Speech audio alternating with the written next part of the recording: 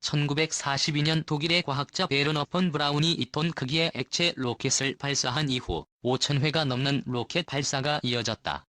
대부분 나사에 의한 것이고 중국, 러시아가 그 뒤를 이었다.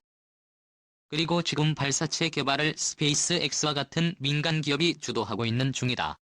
로켓을 통해 이익을 내기 위한 경쟁이 치열하게 벌어지고 있다.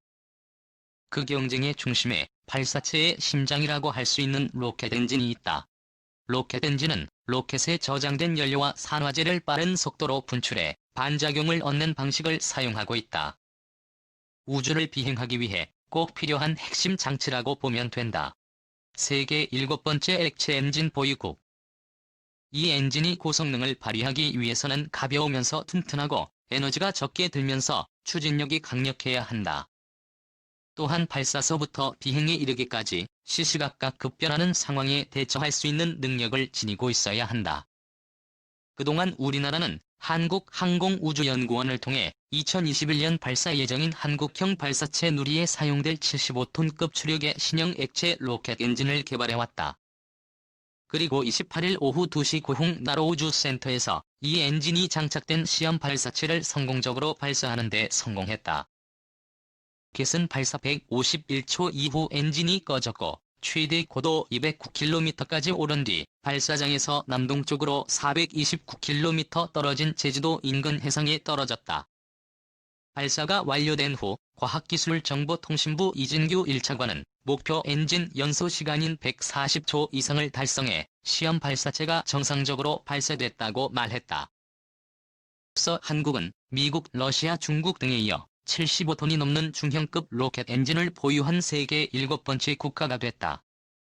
이번에 개발한 75톤급 엔진은 액체 산소와 케로신을 사용하는 가스 발생기 사이클의 액체 연료 엔진이다. 진공 추력은 75톤 진공비 추력은 298이며 재생냉각 방식을 사용한다.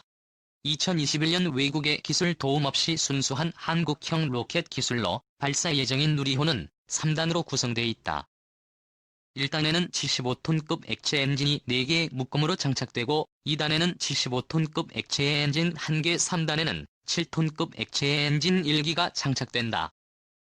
향후 과제는 한 달에 들어갈 4개의 액체 엔진 묶음과 이 3단에 있는 액체 엔진들이 외부에서 발생한 강한 진동에서 서로 영향을 주지 않으면서 각각의 역할을 제대로 수행해낼 수 있도록 정교하고 유기적인 비행 제어 기술을 완성하는 일이다.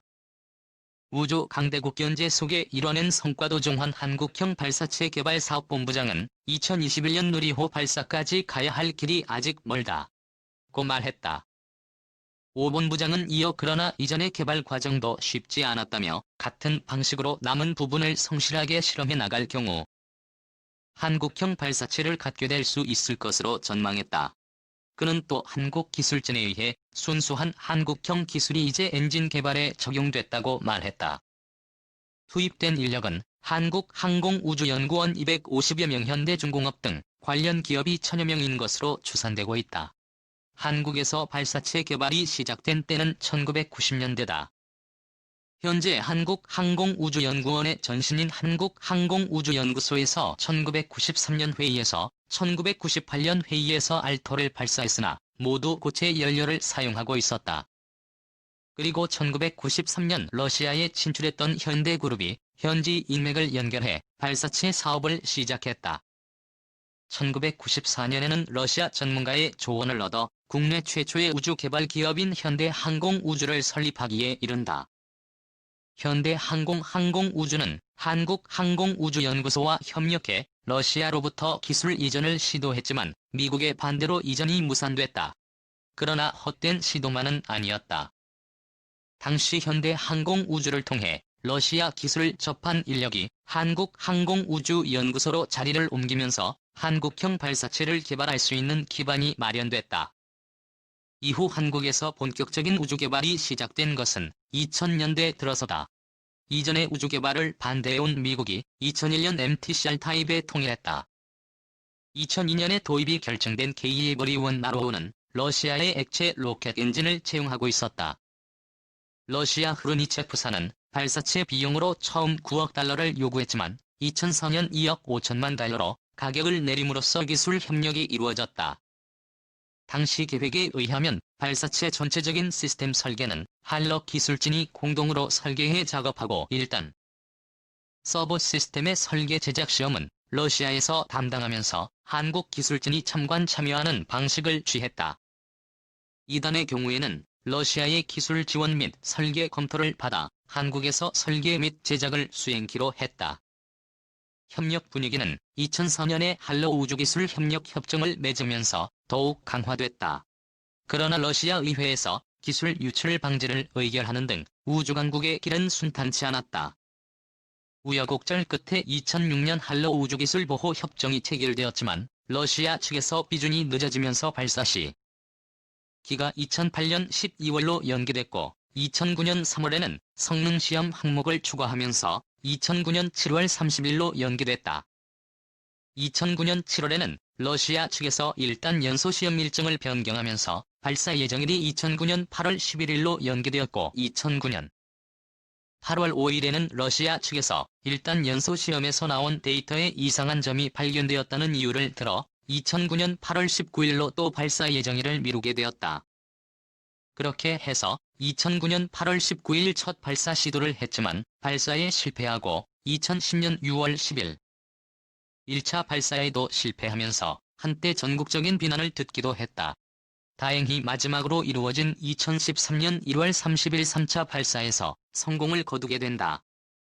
이후 한국은 우주 강대국들의 외면 속에 해외 기술의 도움 없이 독자적인 노력을 계속해왔다. 이번 액체 로켓 엔진 개발은 한국 우주 기술의 자랑스러운 이정표가 될 것으로 보인다. 미한의 신형 공대공 미사일 판매 승인 총 3천억 원 규모. 미국 정부가 한국에 이어 5,300만 달러 규모 신형 중거리 공대공 미사일을 판매하기로 했다.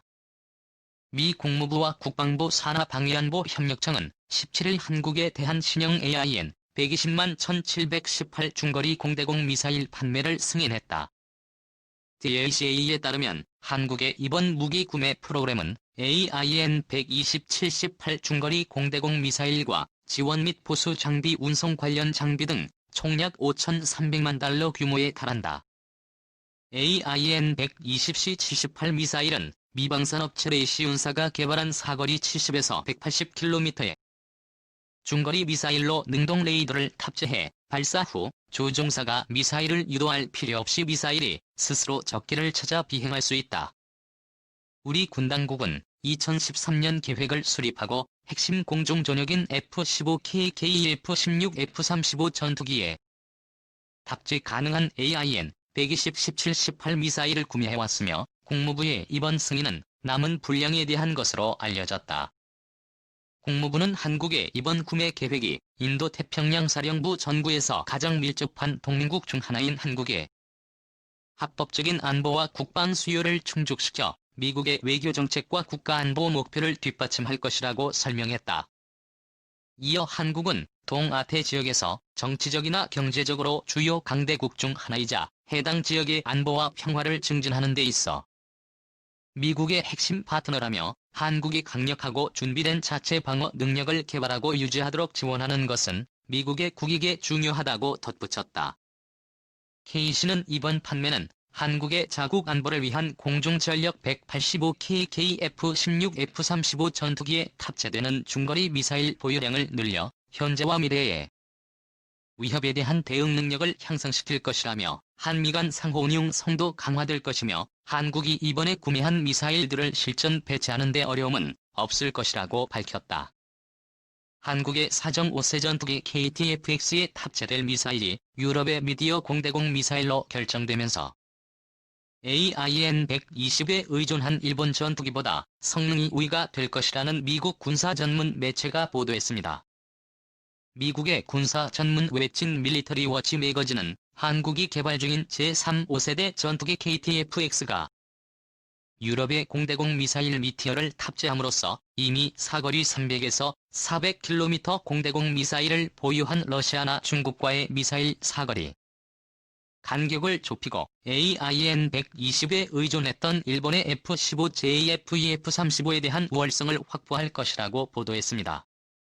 특히 한국은 최신형 전투기 숫자에서 일본에 뒤떨어진다면서 한국이 장거리 미사일인 미티어 보유함으로 인해 일본의 위성에 대항할 수 있는 몇 안 되는 전투기를 갖게 됐다고 전했습니다.